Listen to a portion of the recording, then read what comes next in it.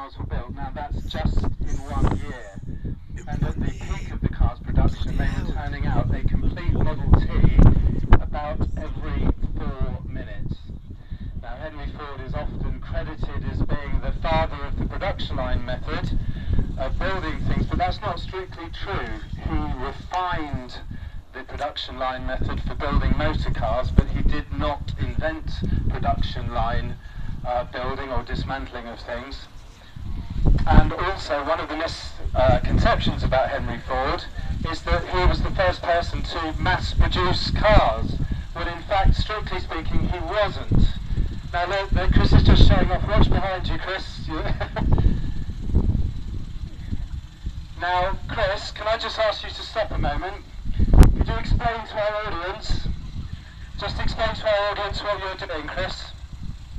The left pedal makes it go forward, the middle pedal makes it go backward, and the right pedal slows it down. Well, I hope you all understood that. As I said, Chris could probably drive these in his sleep. They are very complicated cars to drive. Caroline here, my colleague, drove one the other day. They take a lot of getting used to, but once you get used to them, they're fairly easy. Carry on please, Richard. And so, as I was saying, Henry Ford wasn't the first person to mass produce motor cars in any significant numbers. No, that was actually Oldsmobile. In the museum you may have seen a curved dash Oldsmobile. Ransom Olds, the chap who gave us the Oldsmobile, actually mass produced cars before Henry Ford. What a lot of you may not know is that the Model T was produced around the world, not just in Detroit, in America, but in a number of countries, and in no particular order, starting with Great Britain. Did you know that the Model T Ford was made in Great Britain? 300,000 were made in this country. Also in Ireland, France, Belgium, Germany, Denmark, Italy, Spain, Brazil, Argentina, and even Japan. It's truly a global phenomenon, and it has to be said that this car certainly put the world on wheels. Another piece of misinformation about the Model T Ford is the fact that it was only available in the colour black. But that's true, but only of the dates 1914 to 1926. On either side of those dates you could have had your Model T in different colours. The reason for this was when the cars got into serious high volume production, they only were produced in black because the black Japan enamel was the fastest drying paint, so they could get more cars off the production line. And Henry Ford died in 1947, folks, but what a legacy he's left us. Now, talking about legacies then, Richard, who was following in the nice little MG M-type midget. It's a 1930 car. Thank you, Chris. And it also runs a straight four engine. Loves that, don't it? This is a very small engine though. It's actually derived from the Morris Minor engine at the time, and it gives us 847 cc's and a nice little 20 brake horsepower, which, if you remember, is the same as the Model T Ford, and a top speed of about 65 miles an hour. Now that's not really going to set anyone's rails on fire, but if you can imagine a car as that small and your bottom being relatively close to the road, it certainly feels like you're going a lot faster. Now MG probably is one of the most famous names, manufacturers of sports cars. MG wouldn't exist today if it wasn't for the work of a man called Cecil Kimber. Cecil Kimber was actually working for Morris garages in the early 1920s, and very quickly he saw that the Morris cars could do with slightly more interesting bodies. And so with the permission of Morris, he started changing the bodies and then looking at the engines and seeing if he could produce a sportier car. Cecil Kimber was the sales manager at Morris at the time, but very quickly Morris invested in his efforts and MG was born. MG stands for Morris Garages, by the way. The first midget was produced in 1929 and the production run lasted until 1932. It's a very popular car and sales were very strong. 3 years in production. So as I say, it's not very fast, but it's cheap, relatively cheap to buy back in the day, reasonably fast, practical, and more than anything, it's fun. And those are all virtues that MG became very well known for, including the MG range, for example, the MGB and the BGT. The MG brand is still in existence today, here we go. Albeit in foreign hands. I don't know what Cecil Kimber would have made of that.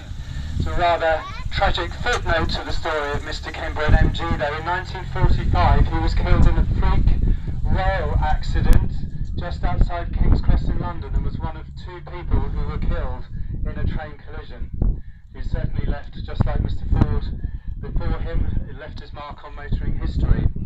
Now the next 2 cars are something else altogether, but they're not necessarily what you might think they are. These are not the real deal, these are replica cars. I had no problem with that. We have a number of replicas in our collection. We're a charitable trust, we certainly don't have the millions that we would need to be able to acquire these cars in their original state. So we have a D-type Jaguar replica driving around now, and hopefully we're going to have a Ford GT40 that's just starting up now. Tell you a little bit about the Jaguar then. Probably one of the most famous racing cars of all time. Incredibly advanced in its day, very successful car. This is based on a 1998 car, the Jaguar D-type replica. It has a lot of Jaguar running gear in it. Runs a straight 6 engine, the very famous, renowned, reliable XK engine that was designed or conceptualised in the Second World War and was first seen in Jaguar's XJ120 in the late 40s. That engine went on to be produced until 1992 in a very long range of vehicles. And this one appears today in 3.4 litre form. It's giving about 245 brake horsepower and is good for around 175 miles an hour. Now a lot of motor car manufacturers are aware of the fact that competing in motor racing is a very good way of advertising your product, and William Lyons of Jaguar was not ignorant of this fact. Jaguar had already raced with the quite successful C-type, but the D-type was something else altogether. Now this was the result of the work of William Sayer. William Sayer was a very clever man at Jaguar, and he was the first person to introduce the laws and technology behind aircraft design into car manufacture. If you have a very close look at the D-type, it has a very slippery body, very good for cutting through air, in other words, very aerodynamic. It also has a light alloy body as well, which makes it even faster. Now, back in the day, D-types were tested up to around 200 miles an hour on the Mulsanne Straight at Le Mans. Now, the car was very successful at Le Mans, but the first victory of the car was a very hollow one. In the mid-1950s, there was an horrific crash at Le Mans where nearly 100 people died when a Mercedes lost control and crashed into the spectator viewing area. The car broke apart, and also the engine was made of very light alloy material, and when water was sprayed on it to put the fire out, it exploded because of their chemical reaction. Now Mercedes, out of deference to the situation, respectfully withdrew from the race, but Jaguar controversially continued, won the race, and didn't make them very many friends in the process. Very controversial victory. Their next victory in 1956 gave them first and fourth place at Le Mans, and then the next year in 1957 a spectacular first, second, third and fourth place. Absolutely incredible. Yeah. But by then the car was already considered out of date. It was old-fashioned despite its looks, and Jaguar retired from motor racing at that time, only to come back to motor racing some years later on. One interesting footnote to the story of the D-type is that there were a few bodies left when Jaguar pulled out of racing, and it converted them into road-going cars. And that car became the XKSS. Now we have a replica of one of those in the museum, in our supercar century, sorry, no, it's in our red room display. So go and have a look at that car later on. It is pretty much the same as the D-Type, but it doesn't have the fin.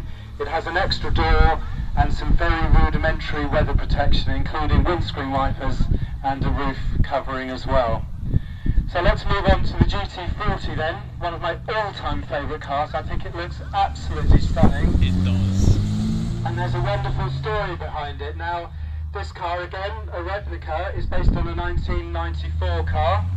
Give us some beans, David. Alright, so you can feel this driving. That sounds absolutely wonderful, and that's not the biggest engine a GT40 can have. Looks like he might be out of a brake light actually there, wouldn't pass its MOT. The V8 engine, and the capacity of that car is just under 5 litres, giving about 200 brake horsepower, and the top speed would be around 150 miles an hour. Now, at the time, in the early 60s, Ford, just like Jaguar, and this is Henry Ford II, the grandson of Henry Ford, decided that Ford should compete in motor racing to promote its product. They made advances to Ferrari, which had financial difficulties at the time, so they had a meeting with Enzo, who very cordially invited them over to Italy. They talked, and he made all the right noises, and even suggested that he might be willing to sell Ferrari to Ford. But when he became aware that Ford essentially wanted the Ferrari Scuderia, which is Ferrari's racing team, Enzo flatly said no. He absolutely didn't want to sell the racing team because racing was what Ferrari was all about. So Ford turned around and decided that, okay, if they couldn't buy Ferrari, they would build something that would hopefully beat it. And so the GT40 was born. Now, you may not know that the origins of the GT40 actually start in Great Britain. There was a car manufacturer at the time called Lola, who was producing a car that got the attention of Ford and was what they based the GT40 on. The first GT40 appeared in 1964. It wasn't successful straight away. No, they had to work on the car, and they also involved they asked for the cooperation and experience of a chap whose name you might be familiar with, Carroll Shelby. Yeah. We talk about Mr. Shelby a lot at the museum because he has an involvement with quite a few of our cars, including the wonderful AC Cobra you may have seen in our reception area. And so he was involved with the GT40 and also one of the other cars behind me that I'll be talking about later on. I wonder if anyone knows why it's called the GT40. Well, I'll tell you, the original design specification of the car from Ford dictated that it should be 40 inches high. And when the cars go back into our front car park afterwards, stand next to it and you'll see just how low that car is. The cars that became successful at Le Mans had bigger engines, and they went up to 7 litres and on a straight could achieve speeds of up to 200 miles an hour. And remarkably, Ford certainly had a very successful car with the GT40. It won 4 years in a row, 1966, 67, 68 and 69, which is an absolutely remarkable success for the car. So Ford really did prove that they didn't need to buy Ferrari to compete with it. They built it to their own car, and boy did they win. Right, we're going to 2 wheels now. We're in case of the bike at the front. 3. We've got volunteers Mike and